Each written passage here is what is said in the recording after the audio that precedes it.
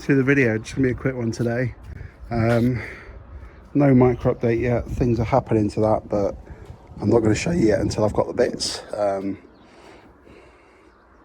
Cooking. Anyway, Audi. This was on the channel a while ago, where I'd like lowered it because it was sat for ages. But basically, I thought, what's the point of having like 3 lowered cars?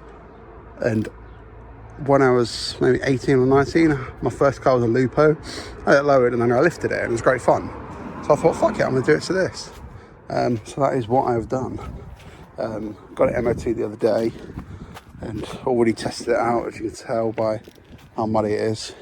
So the way I did it was Volkswagen Tiguan springs. So standard shocks in the front, but Tiguan coil springs. And let's go with that Mark 5 top mounts, which you have to drill the top mount for, but even fit the original cap. Looks pretty nice. That's it for the front, and the rear is Tiguan rear springs and then 2-inch shock extenders. I don't know if you can see them or not, they're up there, but they just extend the top part by 2 inches because otherwise you're going to top the shocks out. Got those standard 15s on, I think they're Golf wheels, and then I bought a set of all-terrains part ones off of Jimny, and they are 205 70 15, but they're like 50 quid. The rears are a bit past it, I'll be honest, but the fronts do the job. And cut the front bumper. Look, I took it out on some lanes, and where I put that new slam panel in, you might not remember the video, but it was broken already, so I drift stitched it. But without a sump guard, this kept hitting like ruts and stuff, and it broke the cable ties, and I'm constantly like hitting the aircon condenser, which is not very good. So the plan is to make a big sump guard to stop that, basically.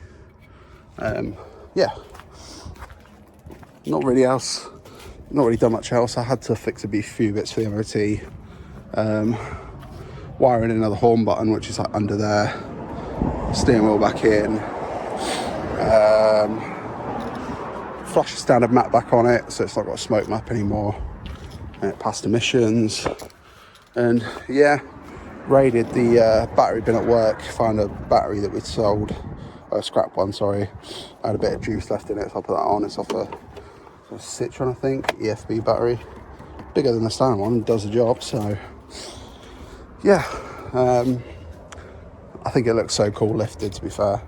And I love driving it around with the fucking plastered mud up the side. Kept the clears on it because why not?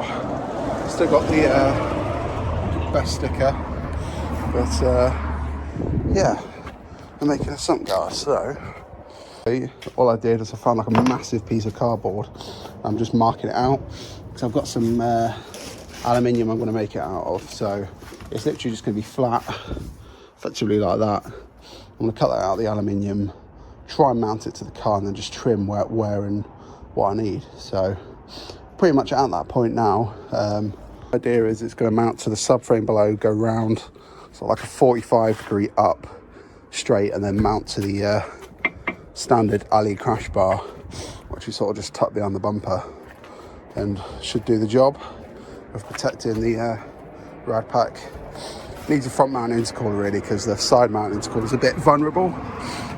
It got a bit plastered with mud, I mean, as you can see, but it seems to be okay. Needs to make a snorkel for it and a few other things, but standard airbox is fine for now.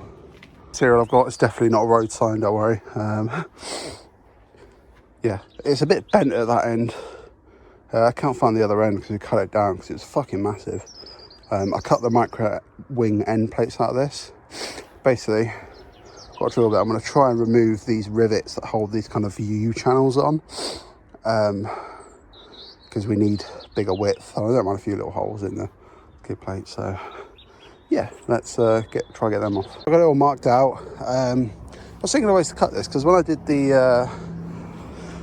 end plates, I used angle grinder, but it just like kind of clogs up the angle grinder bits and they don't last very long, like the discs.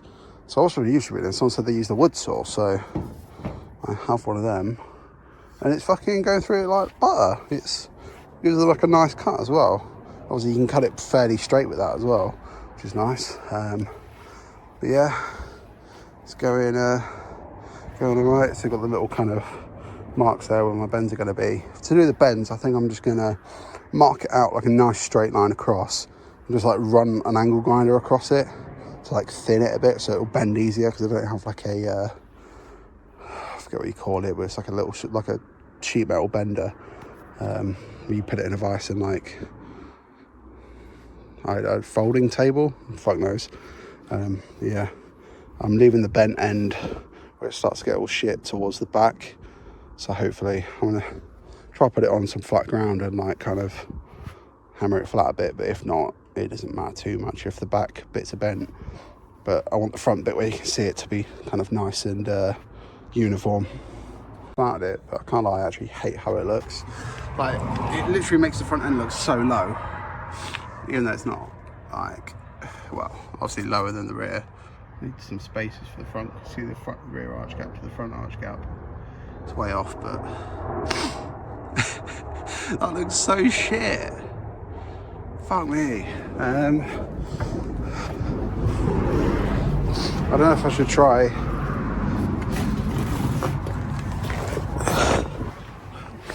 No, yeah, that's why. It's because the front's mounted too low on this. So I think if I undo these and slide these up more, get the tolerance as tight as there, because you see it like bows down. I've got loads of room I could work with there. It's fucking awkward as well, because obviously the crash bar's curved and this is a flat piece. I mean, it's pretty solid, but yeah, let's just try walk that up more. We can cut the excess off. Today at the front, just jacked it up. That should be better, I think. Then we can just trim the excess off along the top and fit the bumper back over, paint it black. Let's re-drill these mounting holes. Okay, so I got it trimmed, pushed it up, and then the bumper fits over it now. I'm going to paint it black because the grey looks a bit weird, I think. Just whip bumper off and show you. So, that is it. Trim to the height. Obviously, yeah, you can see there where the straight edge is, and then it sort of curves around there. But it's sort of pulled itself in all right. Obviously a lot more tighter tolerance to there now. But even though it's up against the ears, obviously it is going to hit this first. Currently I've only got 2 screws in at the back, 3 at the front. That should do for now. In the future I'll take it to work, get it on the ramp, and I can fit some more screws elsewhere. Yeah, I'm happy with that. Let's see if I've got any satin black or some textured paint maybe. We'll give it a coat of paint on it. I found some black like rubberized undercoating, so it's got like a texture to it. So let's get a bumper on and then this will be done. Well, done for now. I'll actually have some protection. I've just also cable tied the corner of the rad pack back together. Yeah, that'll do. Fucking lent on that, but horrible stuff that is. Yeah, that is the finished product. Can't wait to get some like accessories for this thing, like roof rack and light bar and stuff, but that's priority currently because Jap Fest is the 7th of April and I'm actually going to go this year. Yeah, so the lifted A3, what a machine. Blue for the micro, for what's happening to it. Something is going, not there, but there. See if you can guess what it is. See you in the next video.